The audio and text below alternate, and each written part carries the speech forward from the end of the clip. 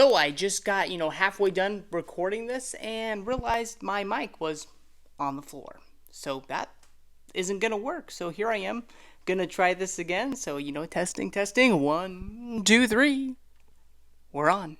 What's going on, everyone? It is Brandon Holman, and I have my mic with me now, and so things should work out a little bit better. If you don't know me, I call myself kind of the East Texas / STR agent, because on this channel I talk about East Texas and I also talk about short-term rentals. Today I'm also going to talk about East Texas and why you should not live in Longview. Actually, that's not really what I'm going to be talking about. Longview is fine, but I'm going to give you 5 reasons why you may not want to live in Longview.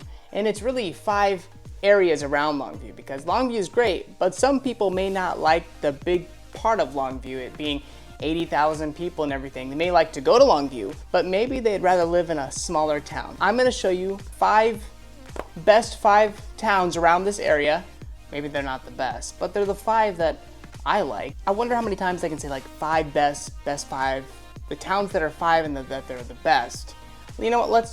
Let's get going here. Before I get started though, if you could like, subscribe, comment, always helps me out. My thing just died, so let me try this again. Alright, now that I finally got my camera tripod fixed, let's try this again. If you could just like, subscribe, or even comment down below, it just helps me out, motivates me to keep producing more material about East Texas and everything else. Of course, as always, watch the whole thing, and if you like it, then please like it. Alright, there's no particular order that I have these in, but this is just the order that I'm gonna go with. Alright, let's get going. Number 1 on my list is White Oak, Texas. It is the place where everyone knows everyone. Most often you'll see a lot of families with kids, young professionals, smiling faces, and high school football is a pretty big deal out there. It is a great place to raise a family. There are some fast food restaurants and a grocery store out there, but when it comes to entertainment, most White Oak residents will find themselves heading towards Longview, as it's only about 15 minutes away.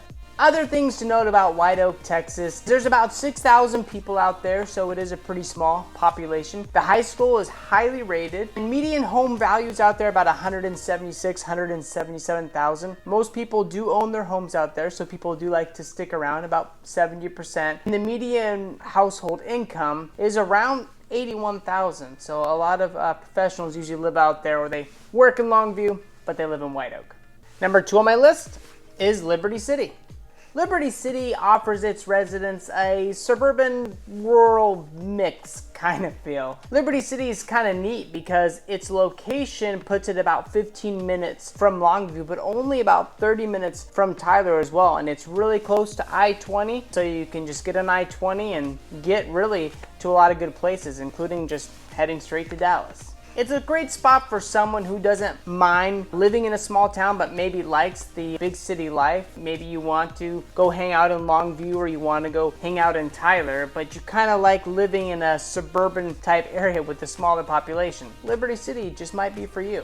Other things to know about Liberty City is it's actually a lot smaller than White Oak. It has about 2,000 people as far as the population. Also has highly rated public schools. The median household income is around $76,000. The median home value is at about $156,000. Number 3 on my list is actually kind of near and dear to me because it's where I reside, and that is Kilgore, Texas. Kilgore, Texas sits about 20 minutes just south of Longview. It offers its residents a sparse suburban type feel, or kind of a rural, depending on where you're at, kind of that country feel. Kilgore is home to the East Texas Oil Museum. It also is home to the Kilgore College Rangerettes, and it has many places to eat, and also has a lot of parks, which is great because a lot of people here are families with kids and young professionals. Kilgore also has a junior college, which you probably figured out because you heard me say Kilgore College Rangerettes. But did you know that it is home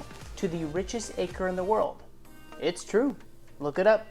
So if you're looking for a laid-back, slow-paced area to live in, one that also has quite a few small town and local businesses and a neat downtown area, well, Kilgore might just be for you. Other things to know about Kilgore, Texas, it has about 13 to 15,000 people. Schools here, public schools here, about average when it comes to rankings. The median household income is closer to 53, 54,000, and the median home value is closer to 125,000. Number 4 on my list is Hallsville, Texas. Did I say that right? Hallsville? I don't always say them right. Hallsville, Texas is known for its friendly people, quiet town, and also that small town feel where, like any other small East Texas town, everybody seems to know everybody. Some even call it your picture perfect small Texas town. I don't know who, but maybe some do.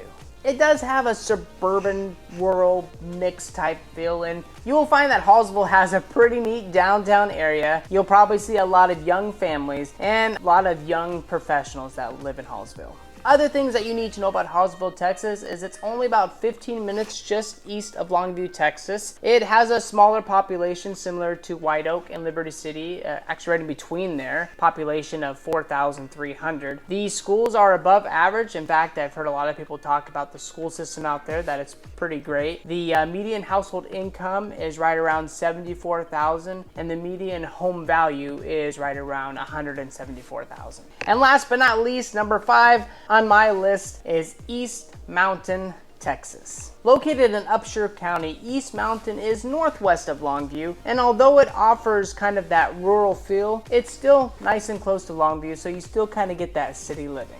Most of the East Mountain residents are actually retirees, and it's not just the quiet place and that rural feel that is kind of a benefit or what draws retirees out there, also the lower cost of living, which is a plus. It is a quiet, friendly East Texas town that has a lot of great East Texas trees, but something kind of strange about it, it actually looks pretty odd on a map. No, really. You need to see this. I mean, that's a weird shape, right? It looks like a squid or an octopus. Probably shouldn't be saying this. But who cares about shape? It definitely is a nice place, close to Longview, and people like to live there. And actually, people like to buy their last home there.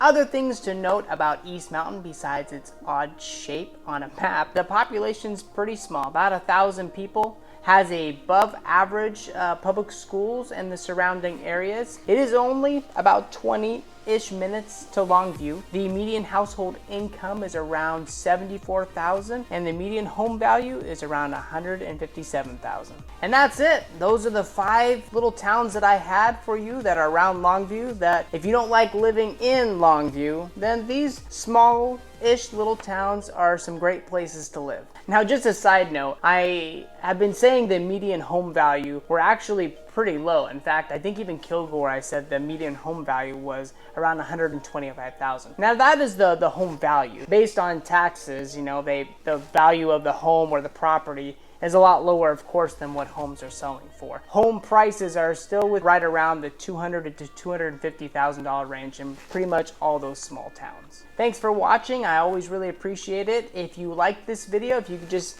give me a thumbs up. And of course, as always, if you could also subscribe, and if you do subscribe, hit that bell, and that will just give you notifications whenever I put out a new video. And when I see, you know, the thumbs up and the comments or the subscriptions, it just continues to motivate me to put out more material about East Texas, the surrounding areas, things about my family, things we like to do, and of course, short-term rentals. All right, that's it for me. You guys have a good one, and we'll catch you later.